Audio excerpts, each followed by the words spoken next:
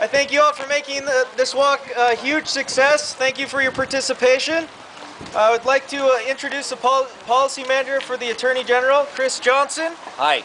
Good morning. I know you're all eager to get going, so I'm not going to speechify for very long. But it occurs to me we're here for several reasons. First of all, to remember the 430 victims of domestic violence who died at the hands of their batterer between 1997 and 2008. We're here to remember them.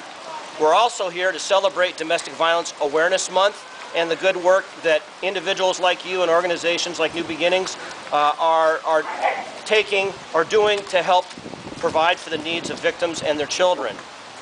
We're also here to celebrate 30 years of the first bill that was passed by the legislature, which actually recognized domestic violence as a serious crime against society as well as individuals. And I think that's something that we should remember. There's a lot of work to be done, but it's important to know that at least the laws of our state are beginning to reflect the priorities of those of us who want to prevent domestic violence, hold perpetrators accountable, and provide for the needs of victims. And finally, we're here to raise money for New Beginnings so that this organization can continue to provide advocacy and support for victims of batterers and their children.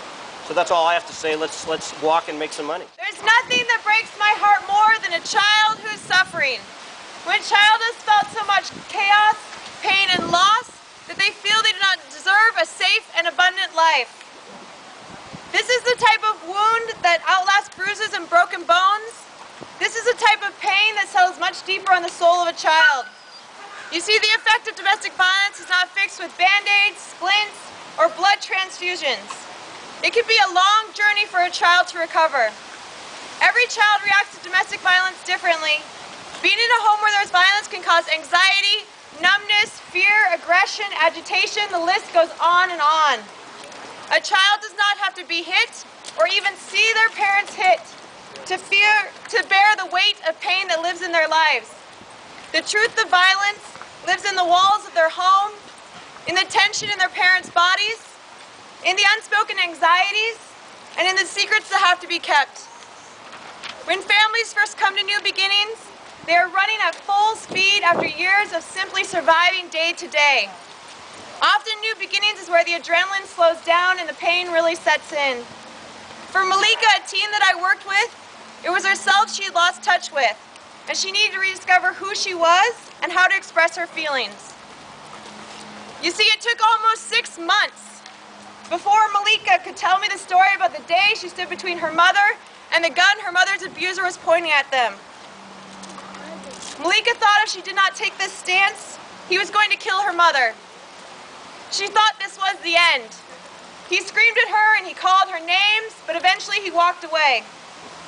By the time Malika got to New Beginnings, she had buried all her feelings deep and thought it was safest if she never talked about what had happened.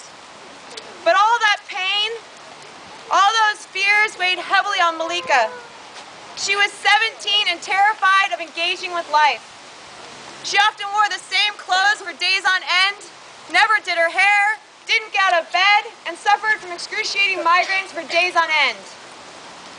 It took time for Malika to realize that this new life was stable and safe. Malika started to open up during our one-on-one conversations. It was during these talks when Malika expressed how depressed she was, how she was angry at her mom's abuser, how she was angry at her mom for getting them into this situation, and how she felt like she had to take care of her 2 siblings because her mom was still so emotionally wrecked. We often talked about ways that Malika could express what she was experiencing, but the pieces did not all come together until one night at a teen empowerment group. That particular evening, we had a presentation about expressive writing.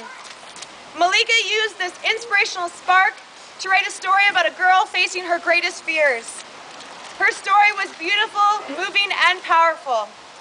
Finally, Malika had found a way to express what she was feeling inside, a way to let out her pain at the violence that she'd suffered for years, and the grief for her teenage years that had been lost. Malika soon asked to meet with a counselor from Ryler Child Center, and she was diligent about making every appointment. She started slowly to build friendships at school and care about her grades and her college ambitions. She started to engage with her community. More often than not, Malika now has a wide smile on her face that lets you know she is excited about her future. I could tell you so many more stories about people like Malika. I worked with a 7-year-old who interrogated his mom every time she left the house because he was afraid she wouldn't return. There was a teen girl who was caught between hating her father, who had put her mother in the hospital, but wanting his attention so badly. There was the 9-year-old who, after being kicked down the stairs by his stepfather, started hoarding food and setting fires. Each of these stories is different and compelling. The one factor that is the same is that they all sought help and new beginnings. New Beginnings is a place where families get to enlarge their sense of what is possible. It is a place where children can find help, where families can rebuild relationships, and where lives can be started anew. It is a time to build worth, self-confidence, and determination to go after one's goals. For our children in our program, we provide support groups, one-on-one meetings, family fun nights, outings, time to bond together, karate classes, snowboarding classes, the list goes on and on. Each of these activities is thoughtfully designed to support children as they process the domestic violence in their past.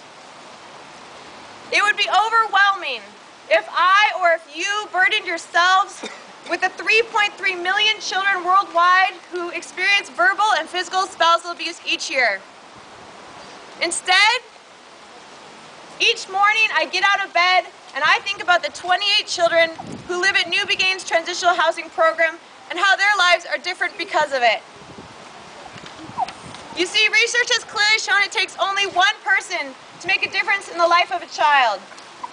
Maybe you don't have my job, maybe you don't work in social services. Does not mean you cannot make an impact in your community. You have the opportunity to support children around you every day. Look for the pain in the soul of a child. It will be buried under the layers of defenses.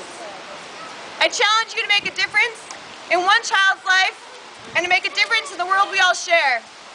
Thank you for coming today and stepping forward to say that children matter. Let's begin walking. We're going to go this way, and it's just one lap around the lake. If you want to go again, that's fine. But let's go for it. Thank you.